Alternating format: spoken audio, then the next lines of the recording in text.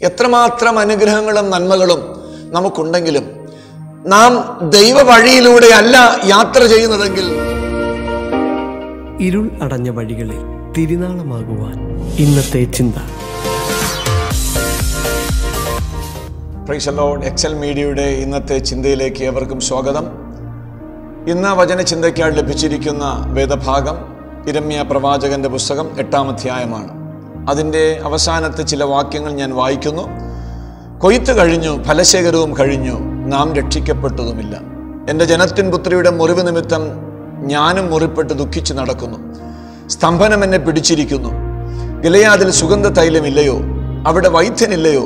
എൻ്റെ ജനത്തിൻ പുത്രിക്ക് രോഗശമനം വരാതെ ഇരിക്കുന്നത് എന്ത്? വളരെ അനുഗ്രഹിക്കപ്പെട്ട ഒരു പുസ്തകമാണ് യിരെമ്യാ പ്രവാചകന്റെ പുസ്തകം. ജനങ്ങളുടെ മാനസാന്തരത്തിനു വേണ്ടി ശക്തമായിട്ട് പ്രസംഗിക്കുന്ന ഒരു പ്രവാചകനാണ് യിരെമ്യാ പ്രവാചകൻ. യിരെമ്യാ പ്രവാചകന്റെ പേരിൻ്റെ അർത്ഥമെന്ന് പറയുന്നത് ദൈവം ഉറപ്പിക്കുന്നു, അല്ലെങ്കിൽ ദൈവം അപ്ലിഫ്റ്റ് ചെയ്യുന്നു എന്നുള്ളതാണ്. കണ്ണുനീരിന്റെ പ്രവാചകൻ എന്നറിയപ്പെടുന്ന ഈ പ്രവാചകൻ ദൈവം തന്നെ താങ്ങി നിർത്തിയത് കൊണ്ട് മാത്രമാണ് തൻ്റെ ശുശ്രൂഷയിൽ താൻ വിജയിക്കുവാനായിട്ടിടയായിത്തീർന്നത്. കാരണം അനവധിയായിട്ടുള്ള പീഠാനുഭവങ്ങളിലൂടെ കടന്നുപോയ ഈ വ്യക്തി തിരുവചനത്തിൽ ഇപ്രകാരമാണ് പറയുന്നത്. യിരെമ്യാ പ്രവാചകന്റെ പുസ്തകം 20-ാം അധ്യായം അതിൻ്റെ 7-ാം വാക്യത്തിൽ പറയുകയാണ്, യഹോവേ, നീ എന്നെ സമ്മതിപ്പിക്കുകയും ഞാൻ സമ്മതിച്ചു പോവുകയും ചെയ്തു. നീ ബലം പ്രയോഗിച്ച് ജയിച്ചിരിക്കുന്നു. ഞാൻ ഇടവിടാതെ പരിഹാസ വിഷയമായിരിക്കുന്നു.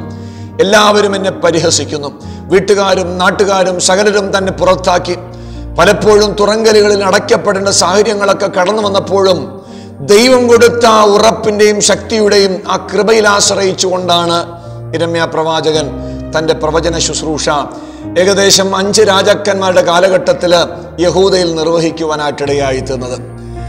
പ്രവാസകാലത്തിന് മുൻപ് വരെ ദൈവജനം മാനസാന്തരത്തിലേക്ക് കടന്നു വരണമെന്ന് ശക്തമായിട്ട് പ്രവചിച്ച ഒരു പ്രവാചകനാണ് ഈ യിരെമ്യാ പ്രവാചകൻ. വചനത്തിലേക്ക് കടന്നു വരട്ടെ. തിരുവചനം നമ്മൾ ഇപ്രകാരമാണ് വായിച്ചത്, ഗിലെയാദിൽ സുഗന്ധ തൈലമില്ലയോ? അവിടെ വൈദ്യനില്ലയോ? എൻ്റെ ജനത്തിൻ പുത്രിക്ക് രോഗശമനം വരാതെ ഇരിക്കുന്നത് എന്ത്? ഈ 8-ാം അധ്യായം ഒന്ന് വായിച്ചു നോക്കുമ്പോൾ നമുക്ക് മനസ്സിലാക്കുവാൻ സാധിക്കുന്നത്, ഇസ്രായേൽ ജനങ്ങളുടെ പാപം നിമിത്തം ദൈവം അവരെ ശപിക്കുന്നതും ദണ്ഡിപ്പിക്കുന്നതുമൊക്കെയായിട്ട് കാണുവാൻ സാധിക്കുന്നുണ്ട്. പ്രവാചകൻ പറയുകയാണ്, താമസമേന നിങ്ങൾക്കൊരു പ്രവാസകാലം നേരിടും.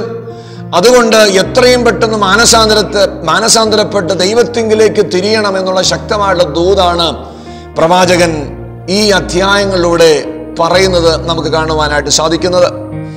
പ്രവാചകനായ യിരെമ്യാവ് 8-ാം അധ്യായം അതിൻ്റെ 5-ാമത്തെ വാക്യത്തിൽ ഇപ്രകാരം പറയുകയാണ്. 4-ാം വാക്യം 2-ാമത്തെ ഭാഗം പറയുകയാണ്, ഒരുത്തൻ വീണാൽ എഴുന്നേൽക്കയില്ലയോ?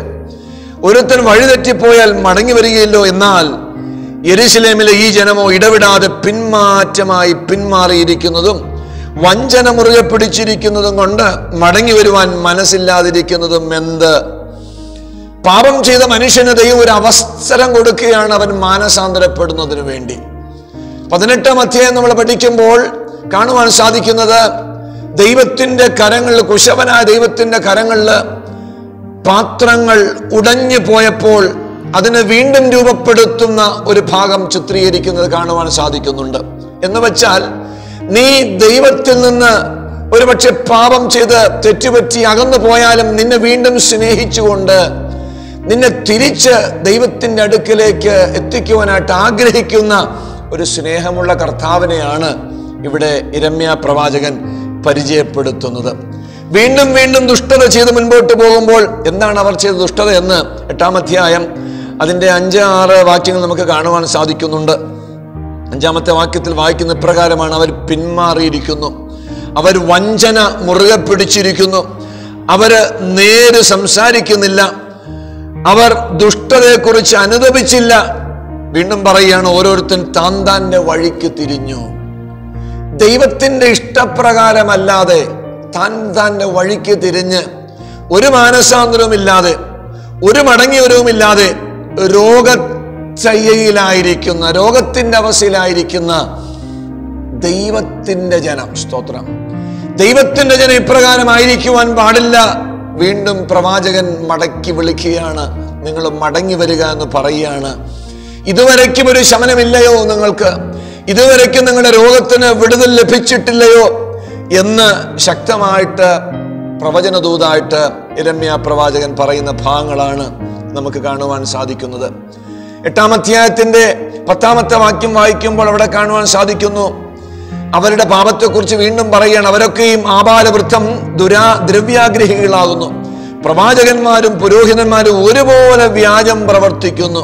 സമാധാനമില്ലാതിരിക്കെ സമാധാനം എന്ന് പറഞ്ഞ് അവരെന്റെ ജനത്തിന്റെ പുത്രരുടെ മുറിവിന് ലഘുവായി ചികിത്സിക്കുന്നു. യഥാർത്ഥ ചികിത്സ ലഭിക്കാതെ, ഇവരുടെ മുറിവുകൾക്ക് യഥാർത്ഥ ശമനം ലഭിക്കാതെ വീണ്ടും പാപത്തിൽ തന്നെ തുടർന്നു പോകുന്ന ഒരു സമൂഹത്തെയാണ് പ്രവാചകൻ വ്യക്തമായിട്ട് വരച്ചു കാണിച്ചിരിക്കുന്നത്.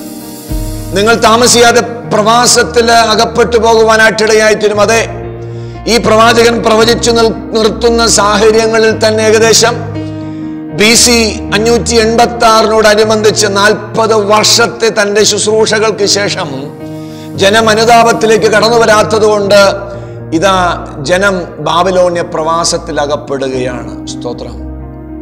ദൈവത്തിന്റെ വചനം സ്പഷ്ടമായിട്ട് പറയുന്നൊരു വാക്കുണ്ട്. 20-ാമത്തെ വാക്യം, കൊയ്ത്തു കഴിഞ്ഞു, ഫലശേഖരവും കഴിഞ്ഞു, നാം രക്ഷിക്കപ്പെട്ടതുമില്ല. അവരുടെ ജീവിതത്തിൽ അനുഗ്രഹങ്ങളും സമ്പത്തും നന്മകളൊക്കെ ഉണ്ടായി. പക്ഷേ അവിടെ പറയുന്ന പ്രകാരമാണ്, രക്ഷയുടെ അനുഭവത്തിലേക്ക് കടന്നു വന്നില്ല. എന്നെ കേട്ടുകൊണ്ടിരിക്കുന്ന പ്രിയ സുഹൃത്തുക്കളെ, സഹോദരങ്ങളെ, എത്രമാത്രം അനുഗ്രഹങ്ങളും നന്മകളും നമുക്കുണ്ടെങ്കിലും നാം ദൈവ വഴിയിലൂടെ അല്ല യാത്ര ചെയ്യുന്നതെങ്കിൽ തീർച്ചയായിട്ടും നാം രക്ഷയുടെ അനുഭവം കരസ്ഥമാക്കിയിട്ടില്ല. ഇന്ന് കർത്താവ് നിങ്ങളെ സ്നേഹിച്ചുകൊണ്ട് പറയുകയാണ്, നിങ്ങൾ മടങ്ങി വരിക, എൻ്റെ അടുക്കിലേക്ക് മടങ്ങി വരിക. ഞാൻ നിങ്ങൾക്ക് വീണ്ടും ഒരവസരം തരികയാണ്. നിങ്ങൾ എൻ്റെ കയ്യിൽ ഇരുന്നു കൊണ്ടാണ് നഷ്ടപ്പെട്ടിരിക്കുന്നത്. എൻ്റെ കയ്യിൽ ഇരുന്നു കൊണ്ടാണ് ഈ വളരെ മനോഹരമായിട്ടുള്ള പാത്രം ഇതാ പ്രയോജനരഹിതമായിട്ട് തീർന്നിരിക്കുന്നു. ഞാൻ നിങ്ങളെ പുതിയൊരു മാനപാത്രമാക്കി തീർക്കും എന്ന് തിരുവചനം പഠിപ്പിക്കുകയാണ്. അങ്ങനെയാണെങ്കിൽ ദൈവത്തിൻ്റെ അടുക്കലേക്ക് ചെല്ലാം. ഈ വചനങ്ങൾ ദൈവം നമ്മെ ധന്യമായിട്ട് അനുഗ്രഹിക്കുമാറാകട്ടെ.